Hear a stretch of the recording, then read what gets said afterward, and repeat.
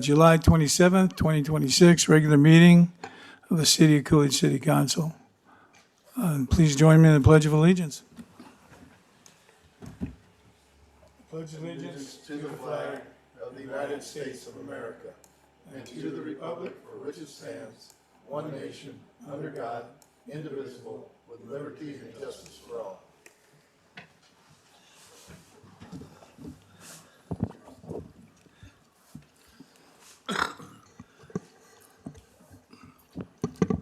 Norma, would you call the roll, please? Yes, Mayor.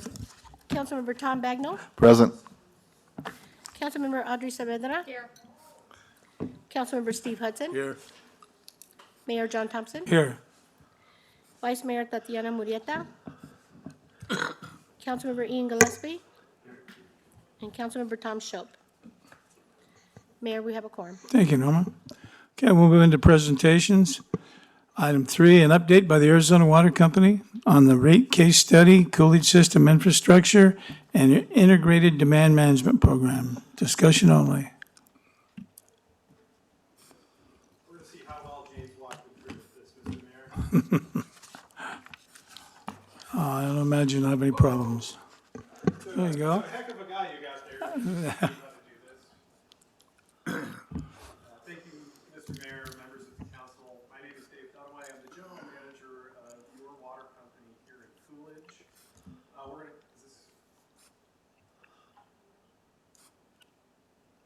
to, am I loud enough? Okay, awesome. So I'm the general manager of your water company here in Coolidge. We have a couple of updates for you today. Number one is an update by Nick Liu, our Vice President of Rates and Revenue, regarding the upcoming rate case that we have. I'm going to discuss the Coolidge water system and its infrastructure. And then Raluca here is also provide an update on the Integrated Demand Management Program. That is a mouthful, so that's the IDMP for short. We also want to have the opportunity for you to ask questions and give you the best answers we possibly can. I am not rolling solo today, obviously. So in addition to Nick, myself, Raluca, I do want to introduce the rest of our folks here. Robert Romo is my assistant general manager, and he is based out of Coolidge, darn near full-time. So one of the stars of the show, my presentation is going to be the local Coolidge office. Pop by and say hi to Robert. We also have Terry Sue Rossi, our vice president of water resources. And then the ultimate phone-a-friend, Fred Schneider here, president of the company. So with that, I'm going to turn it over to Nick. Point it at that.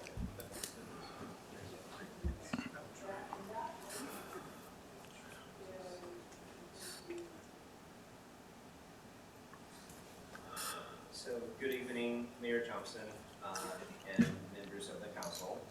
My name is Nick Liu. I'm the Vice President of Rates and Revenues for Arizona Water Company. On behalf of the company, I'm here today to provide some updates on recently filed rate cases. So before getting into the details of our pending rate case, I'd like to provide some background on the company and our current water rates in Coolidge. So Arizona Water Company, or AWC, has been serving the Coolidge community since 1955, when the company was established, so over 70 years. And we currently have approximately 7,300 customer connections in Coolidge, serving about over 20,000 residents here in the community. Our current water rates were made effective back in April 1st of 2021, so it has been more than 5 years. And the rates were authorized by the Arizona Corporation Commission based on historic data, basically on the cost from 2019. Under the ACC regulation, our rates are used to recover only utility plan, basically our infrastructure used to serve our customers already placed in service, and does not fund any new constructions in the future. So I would like to walk you through about our rate case process in front of the Arizona Corporation Commission.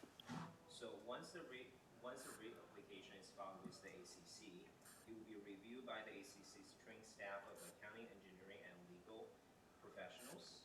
And in addition, the Residential Utility Consumer Office, called RUCO, is also an intervener in the rate case. So RUCO was established by the Arizona legislature back in 1983 to represent the interests of utility ratepayers in any rate-related proceedings in front of the ACC. Both the ACC staff and RUCO will review our rate application and issue their respective recommendations and opinions of this rate case in written and oral testimony.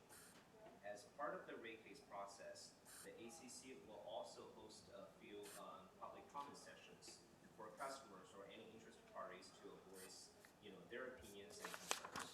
So currently in our rate case, 4 public comment sessions have already been scheduled, and those dates were on the screen here. So it will take place on January 6th, February 2nd, February 8th, and February 18th of 2017. And we have been, for the past months, we have been notifying customers about those dates. So customer will know where and when and how to participate in those public comment sessions. And also, as required by the commission, also proactively, we'll be, sending out notices, right before those dates, so customers know when and how and where to participate in those sessions. So, in order to better illustrate the process, I also put together kind of a timeline to illustrate, how, and when different dates will take place.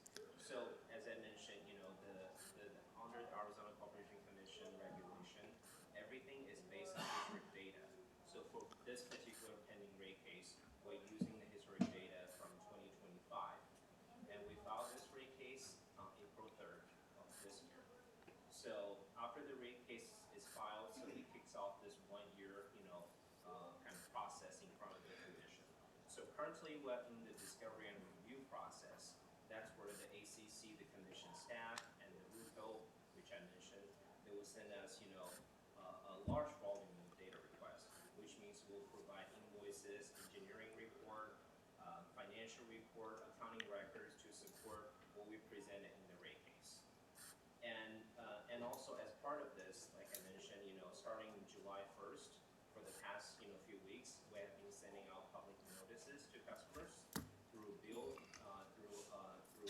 our bill inserts. So basically, it's including the bill we send it to customers, and for e-billing customers, we also email those notices to them as well. And also on our website, we have putting a very prominent location where a customer can find information about this pending rate case, as well as those public comment sessions I mentioned earlier. So once we through the discovery and review process, probably towards the end of this year and probably early 2027, like I mentioned, the commission staff and RUCO will present their recommendation in front of the commission, and after that, we will have a public hearing, which will be hosted or administrated by administrative law judge assigned to this rate case, and that hearing will start on February 18th of next year. And right before that, like I mentioned, those 4 dates, so the public sessions will be hosted, and the public, customers and other interested parties will be able to make their voice heard. And so after the rate case, after the hearing is conducted, the judge who is assigned to this rate case will be able to issue like what they call the recommended order and opinion for the commission to vote. So basically, our rates will not change until the commission vote and approve this rate case, and we expected that to take place probably in the second quarter of 2027. So basically, from if you think about it, our current rates are based on the cost, back in 2019, and the rates will be effective in the second quarter of 2027. So if you compare those two dates, our rates are really about 8 years old. So that's kind of the reason why we have to file this rate case in front of the commission. In the next slide, I would talk a little bit more about kind of the factors. I mean, we all know we are in a increasing cost environment. Not only us, every utility, water, electric, gas, experiencing increasing operating costs, including the municipal water providers. I believe probably the city of Coolidge, with your sewer service, you're also experiencing those cost increases. Our costs, currently based on 2019, is just not adequate to recover the investment we placed, the investment we have made and the cost that substantial capital investment has been made since 2019, including replacing aging infrastructure, building new, building an additional treatment plant, and also we have implemented a new customer information system. So Dave will actually talk more about, our capital investment, in the community and in the state. And also, like I mentioned, our cost increases, our operating cost increases, including property taxes, insurance, labor. As you know, we have to pay, we have to increase our pay to our employees in order to keep up, with the environment, the cost environment. And cars, electric bills, all of those things that adding up to this rate case. And also, my colleague Reluca will talk about our conservation program here in Coolidge. And those programs were, were started a couple of years ago. And our current rates, like I said, based on 2019 costs, doesn't cover any of those programs. So basically, the programs we provided to the customers are not paid by the customer as of today. So what does this mean to our customers? So this is something we have included in our customer notice to our customers as well. So we want to make sure a customer understand what is their bill impact. So currently in Coolidge, a medium usage customer, residential customer uses about 4,000 gallons of water per month, and their current bill will be around $37.63. And with our proposed rates, this bill will go up to $47.60. It's a little less than $10 of increase on a monthly basis, which is equivalent to 26%.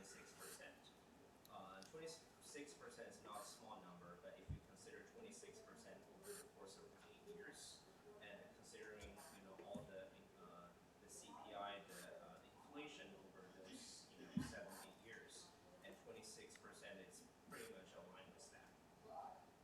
And we also understand we will continue to help our customer needs. So we currently have a customer bill assistance program for qualified low-income customers and active military members. So currently the program offers a $10 monthly credit to customers that's qualified under this. So as part of this pending rate case, we're also requesting the commission to continue this program, and we also want to expand or increase this monthly discount proportionally to this rate increase. So for instance, if we get this 20% increase, 26% increase, so we are probably going to increase the bill credit from $10 to roughly like $12.60 or around that ballpark. So that's what we will want to continue to help with our customers. I believe that concludes my portion of the presentation. Before I pass on to Dave to continue with the discussion on our infrastructure investment in the community.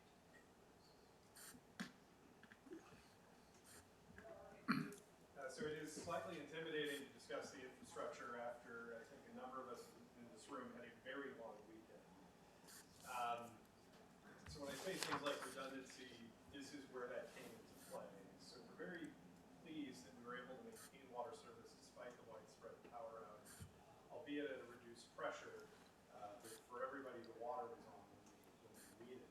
So I do want to give a quick shout out to local residents, Ty McCullough, Roy Freeman, who worked for about 24 hours straight to make sure that we did absolutely everything we could in what were some very difficult circumstances for everybody.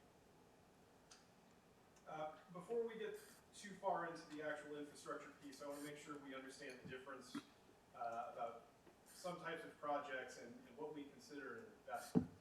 So an investment, like Nick was talking about, that means Arizona Water Company's own funding of improvement, replacement, or additions. It does not include a developer or a grant-funded project. And a really good example we have of this is on the left-hand side, you can see our Well 11 treatment plant, which is over by Heartland Ranch.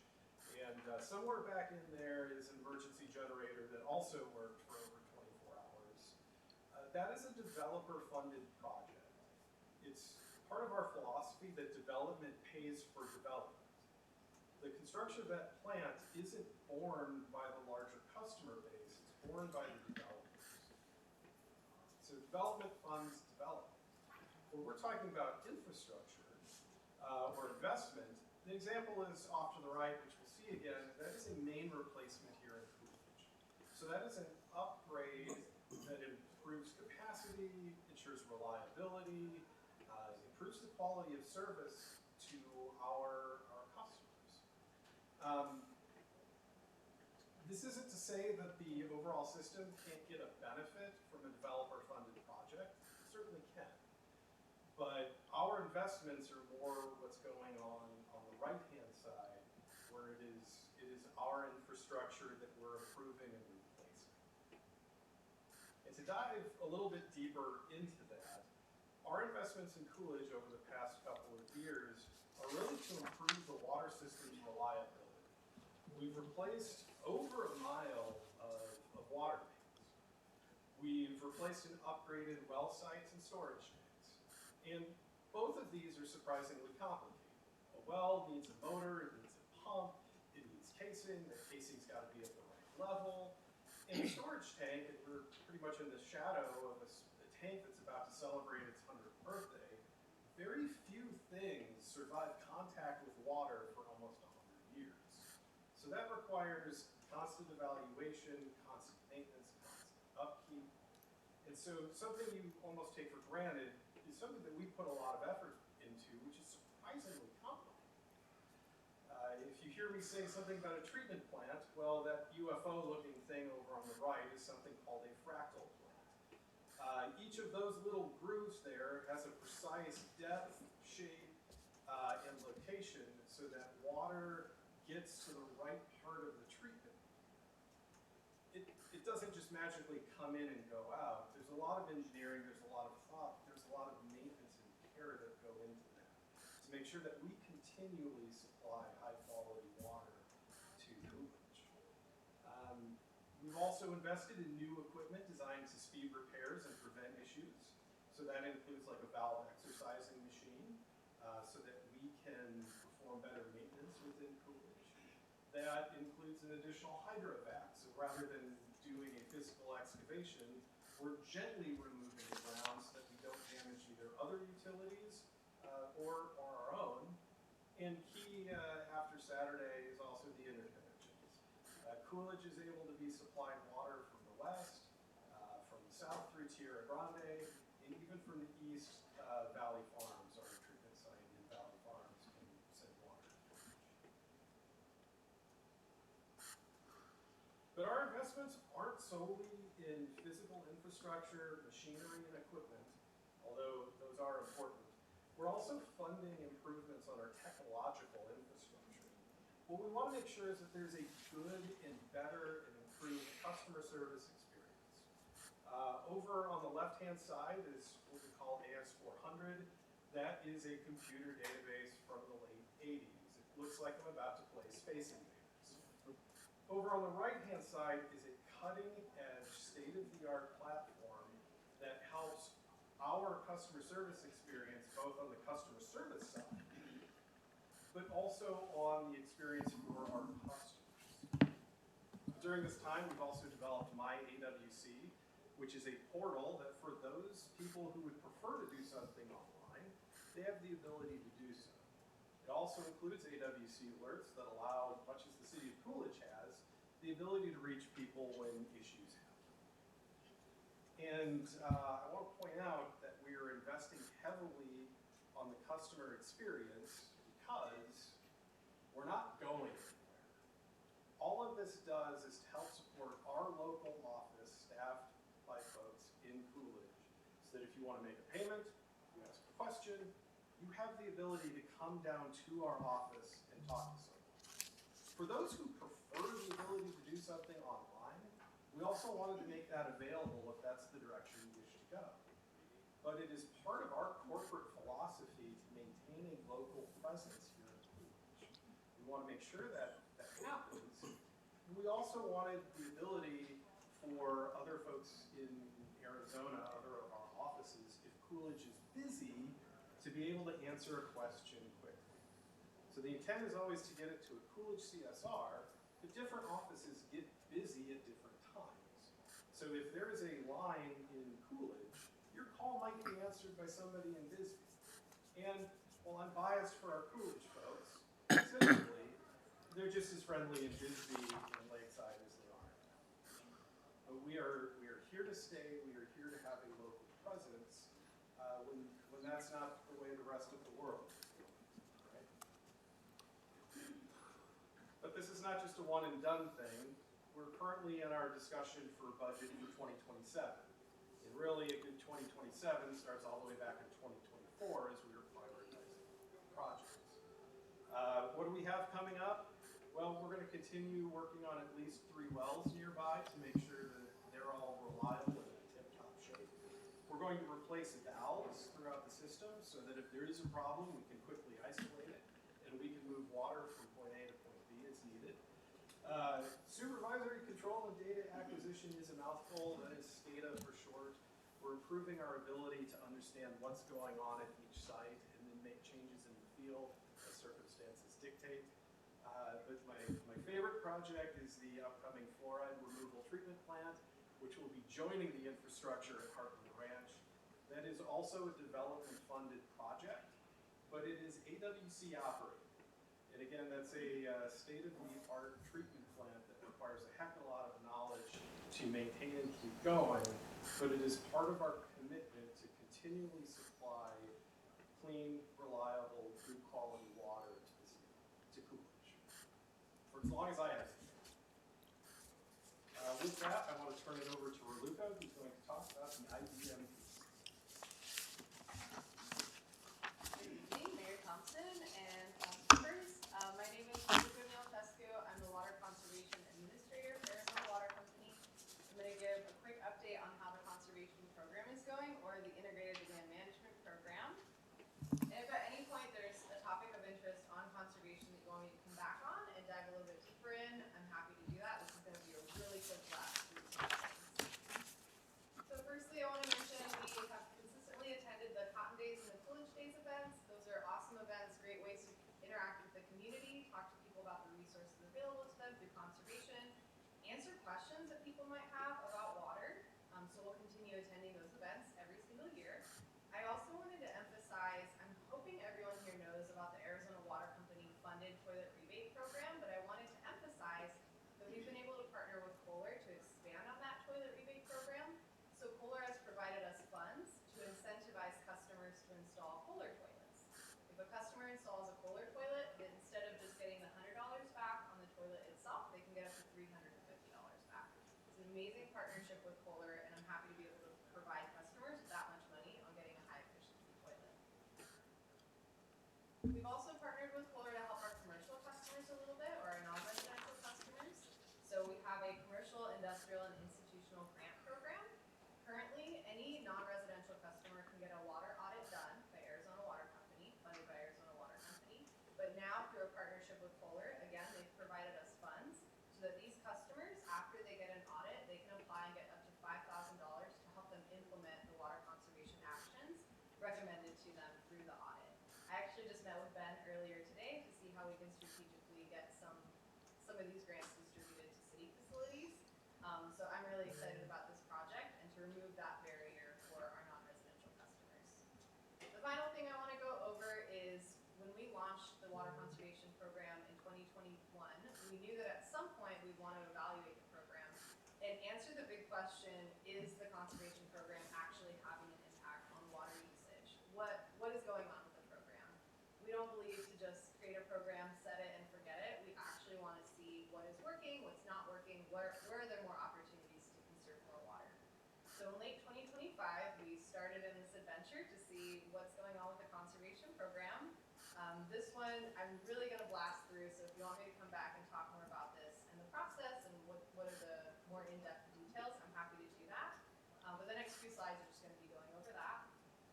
This graph has a lot of information on it, but essentially we were looking at all of the customers in Coolidge from our base year, which we counted as 2020, to the end of 2024. What's going on with the water usage? How is it trending?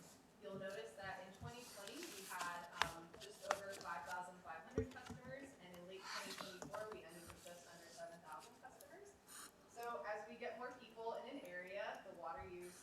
is gonna increase, right? So one of the things we wanted to look at is how is the water use per connection? So each individual connection, is the water use increasing on average? Is it decreasing, or is it staying the same? When we did the analysis looking at everyone in Coolidge, we noticed that there was about a 10.8% decrease, which is awesome, right? That, to me, means that the conservation messaging and the resources we're providing people is actually having an impact on the water usage. We then wanted to dive a little bit deeper and say, okay, if we don't look at new people that are moving into Coolidge, if we just look at the folks that are here from the beginning of the program to the end of 2024, what does their water use look like?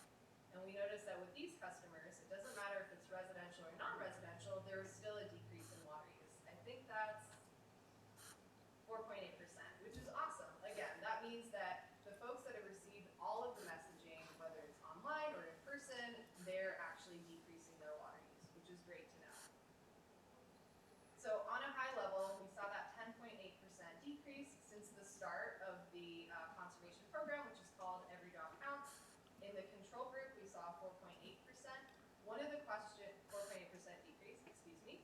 One of the questions we wanted to answer is where is there potential for more conservation? And that's where that control group became really, really important.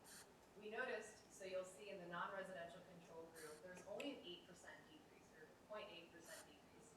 So that to me says, hey, there's more we can do for our non-residential customers. That's where the Polar program comes in, and I have some other ideas for what we can do to support these folks. One thing I want to emphasize is cumulatively, so across all 4 years the program has been launched since 2021 till about the end of 2024, we were able to save about 468 acre-feet, which is awesome. We wanted to get an idea of how much water we saved overall. And then, again, at a very high level, a few categories where I think there's more potential for conservation and where I want to spend some of my attention over the next few years to develop programming for is in parks and mobile home individuals. So those are just some areas where I'm going to be looking at what more can we do for conservation, how can I help these folks reduce some more water, and that was some of the really high level impacts of this analysis and where the conservation program is going. That was super fast, and I'm the last topic of 3 really big topics, so any questions you guys have to close. So thank you, Raluca. We do have the opportunity for the council to ask questions, but I also want to extend an offer that if anyone on the council or city staff has questions, we're available to meet one-on-one, not just with myself and Robert, because we're local, but if you have questions about water in general, not just water in Coolidge, we'll do everything we can to, bless you, we'll do everything we can to get you the right answer and make sure that the right folks are in that conversation. So you have the opportunity for questions, but it's not a one and done thing. If you'd like to discuss anything else, we are here to have that discussion. So with that, if there's any questions, we'll happily get somebody. Are there any questions? No. The only comment I would make is we meet with Arizona Water monthly. Well, I'm there monthly when I can make it, but everybody else is there all the time. And I think it's been very productive. They've done a lot for Coolidge. They've done the water tower and a number of other things that people aren't aware of. This project that Ray Luca just talked about, this is the one where I think all our 4th graders go to a little gathering. It's like a little Woodstock over at the old 4th grade school in Coolidge, and once a year, all the 4th graders go there, and they set up little tents, and they put on exhibitions, or they talked about water and conservation, and I think that really makes an impact on all those kids. They really enjoy it. So, and anytime you can get out of class, why not go? So, but it's been actually a good partnership. There's been a few things over the years, but for as many years as we've worked with Fred's and his administration, it's gone pretty smooth. Anybody have any questions? Mr. Mayor, I'd just like to comment also. Concert in the 60s, I'm not sure you were familiar with that. I just want to say, when we meet with Arizona Water once a month, they're very responsive to any issues we have with development and all those things. So we really appreciate that partnership. So, thank you. All right, thank you. Okay, I guess we'll move into our next presentation, a monthly report by Coolidge Chamber of Commerce.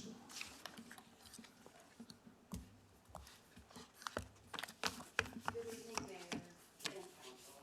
I'm Renee Wood, from Executive Director from the Chamber of Commerce. I'll be reviewing our May steps. 5 new members: Simplified Heating and Cooling, Firehouse Subs, AARE Gina Sheets, Arsenal Exterminating, and For the Love of Food. We had 10 renewals of membership: American Leadership Academy, Empower Physical Therapy, First Baptist Church, and Benergy, Rhodes Blake Photography, Ace Hardware Coolidge, San Carlos Irrigation and Drainage, Sonoran Family Practice, the Creative Chambers, and American Family Insurance Ties Office. Our visitor count: 228 local visitors, 11 in-state visitors. Year-to-date total is 1,635. 4,245 referrals were given out in May. Casa Grande Ruin visitors were 5,618. Year-to-date total is 54,536. The Canal Geology and Mineral Museum had 234 visitors, and year-to-date total is 1,013. The DAV Museum, 26 visitors in May, year-to-date total is 337. Updates for the month include, at the mom event, we had 147 boxes, 17 volunteers. We actually sold out that day. Clark Pacific held interviews at our chamber office on the 15th and 16th. Total interviewed was 59, and 32 were already hired. We did welcome back to school events at both schools. Over 20 businesses attended each. Breakfast with the mayor was very well attended at over 60. Upcoming events include Cafecito Boutique ribbon cutting this Thursday, July 30th. CEDC meeting August 5th. Canal Partnership monthly breakfast August 7th. Governor's Conference on Tourism August 12th and 14th. Membership luncheon August 19th. Canal Hispanic ribbon cutting August 31st. Clark Pacific groundbreaking ceremony September 3rd. Any questions? I don't think so. I guess you covered it all. Thank you, Renee. Okay, now we'll move into call of the public. This is a time if you have you want to address the council, you'll have up to 3 minutes to speak to us. Please give us your name and your address. Norma, who do we got? Yes, Mayor, we have Richard Rosales with APS. They Okay. would like to speak.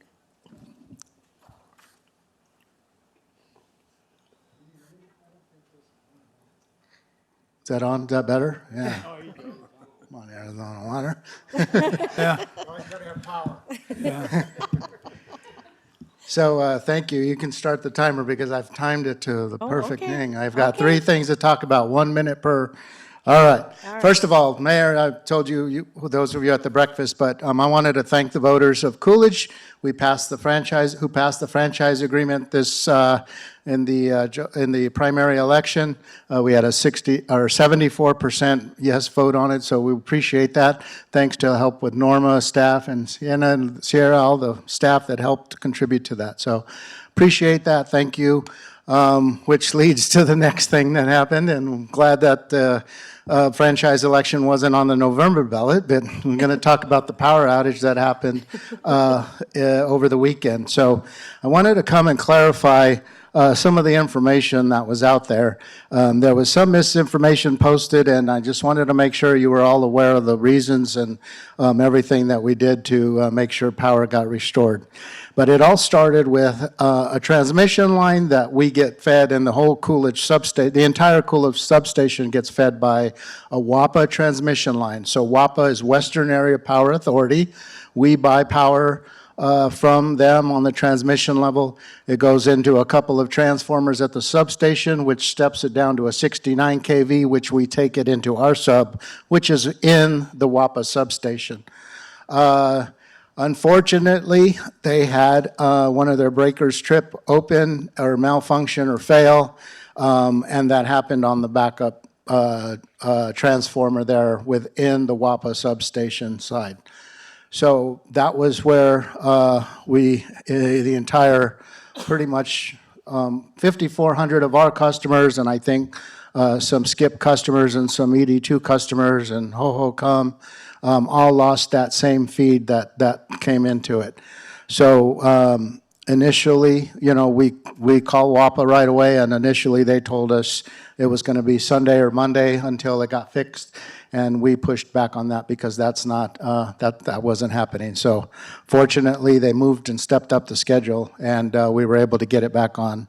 4 in the morning, we were able to switch around and get some of the feeders from Valley Farm to come this way, and as the temperatures cooled, as that storm blew through, we were able to reduce the load and get some of the customers back on. So I think you all saw staggered restoration times.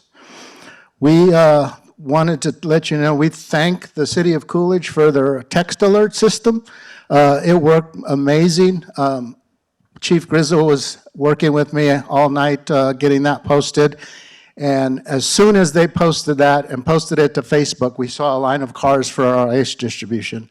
We distributed about 5.5 pallets of ice to a long line of cars all night. So we were there from about 9 o'clock to about 1 in the morning just to get those perishables cold and save customers. So anyways, my time is up. I do want to say that thanks again for the text alert system and the Facebook post, because we got our customers there and we were able to distribute ice. And then also the Firehouse Subs grant that's on the agenda tonight was partially funded through APS with our donation to Firehouse Subs, and we were fortunate and happy to promote that so that the city of Coolidge can get those e-bikes and their program. So sorry, I went a little bit over. Thank you, Richard. That's okay. And I know he has a tough job because him and I had a great number of conversations this weekend, and they weren't all very pleasant.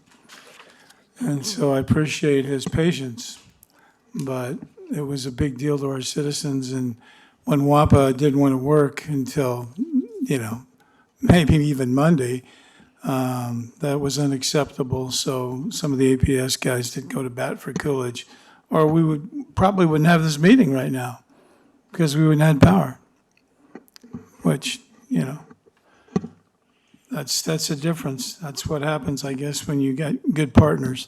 One of the things I was remiss in is I want to mention that we have a celebrity among us. There's a vice president of Arizona Water sitting in here named Terry Sue Rossi, who happens to be named the Arizona Businesswoman of the Year from the magazine for 2026. So I just thought I'd point that out. She's the one that's all red, blushing, and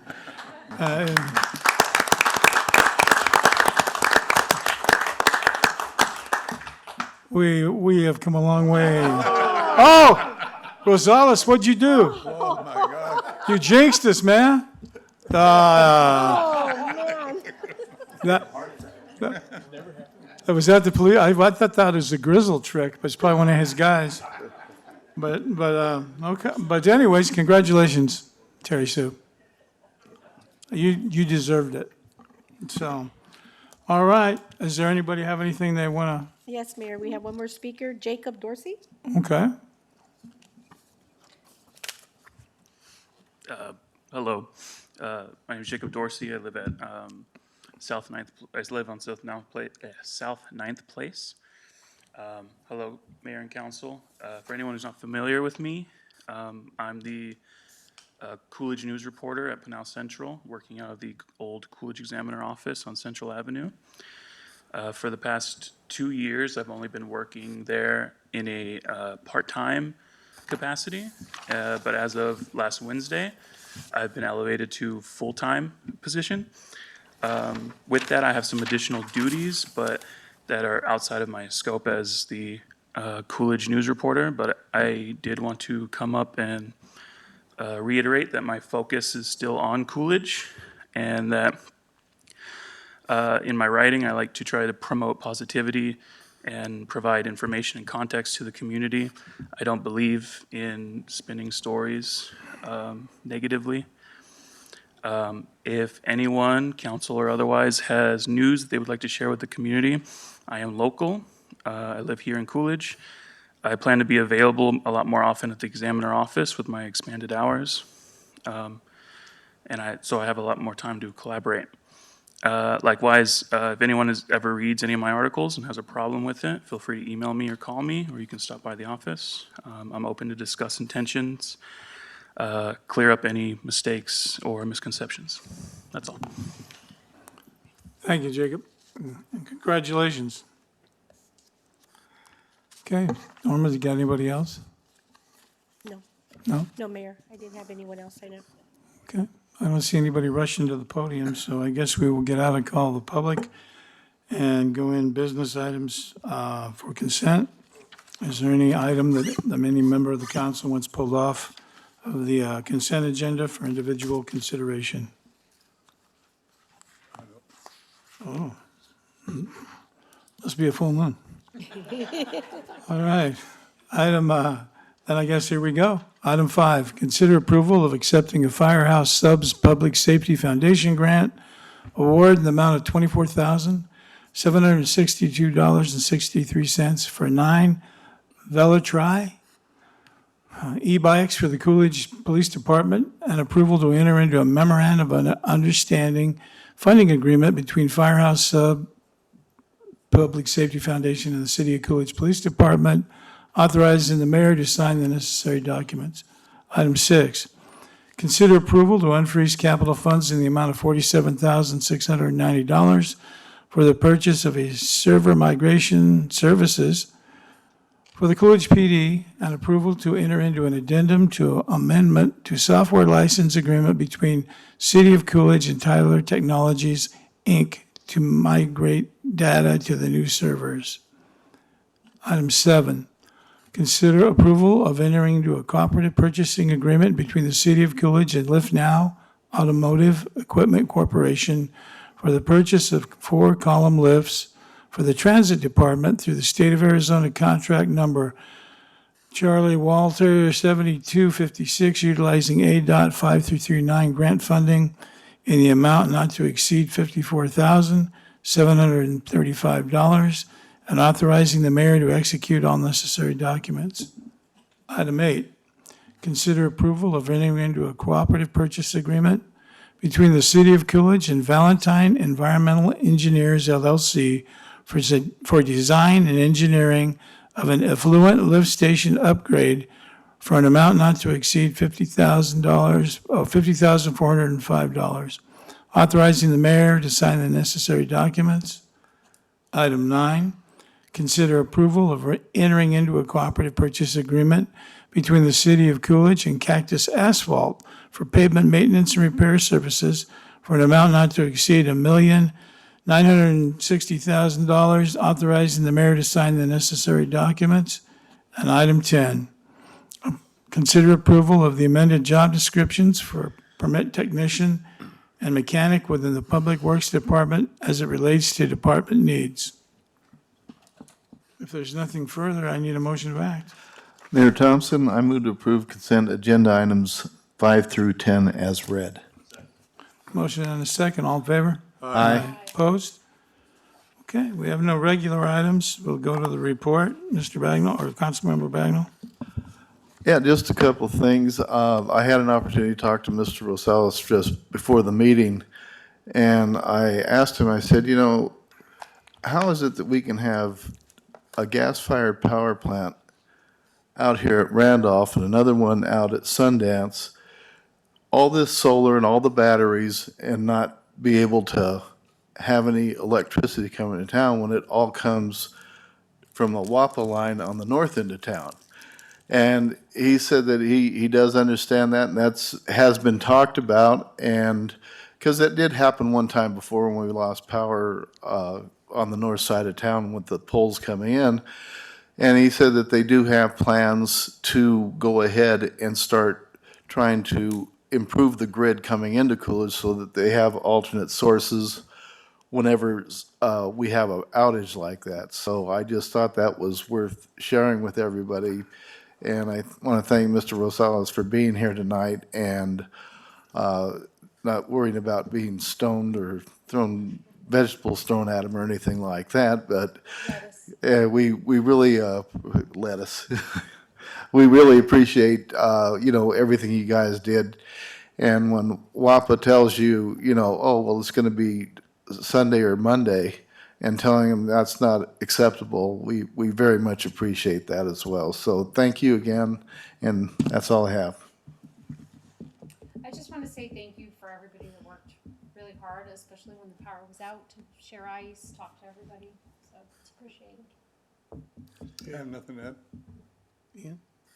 Same. Just thank you guys for everything you did, especially with Wawa trying to sit around, let people deal with that. Appreciate it. Go.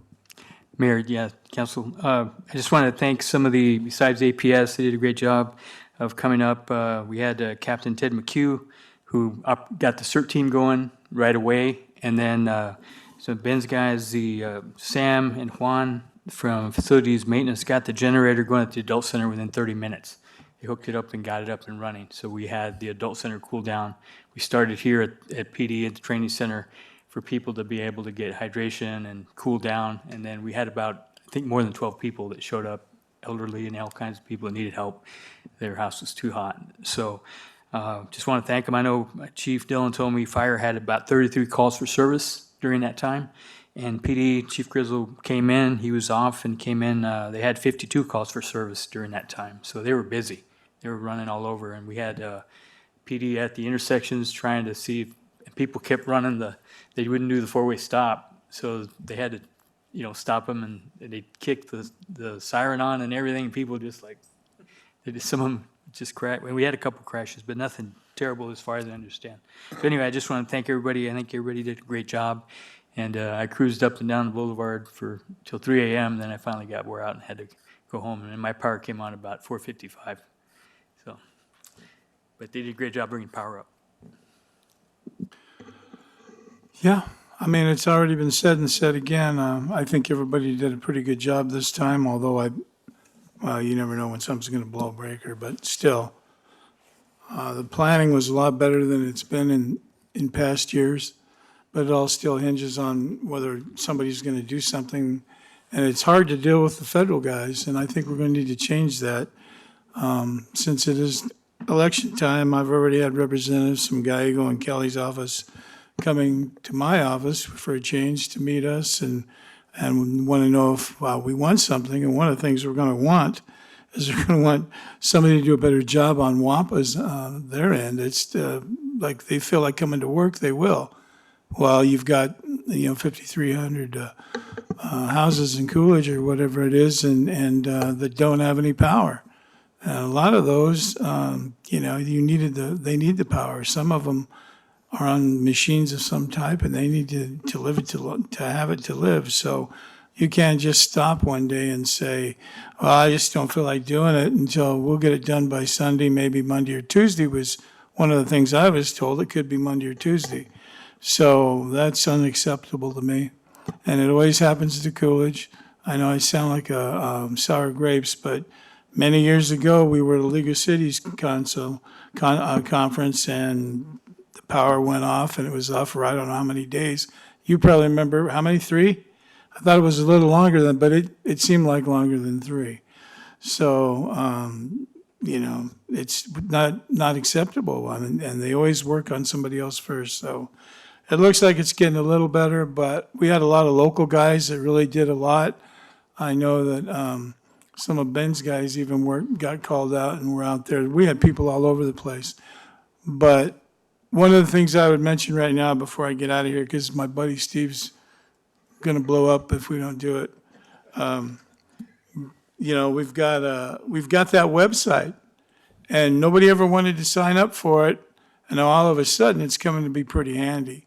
So I would advise the people that if there is anybody that watches this, sign up for it, because that way you'll know what's happening, and you won't have to wait to hear it from your neighbor, and who knows, your neighbor gives you bad information all the time. So, listen to the website. It's truthful. And that's all I have. I need a motion to adjourn. So moved. Second. All in favor? Aye. Opposed? Okay, we're adjourned. Thank you.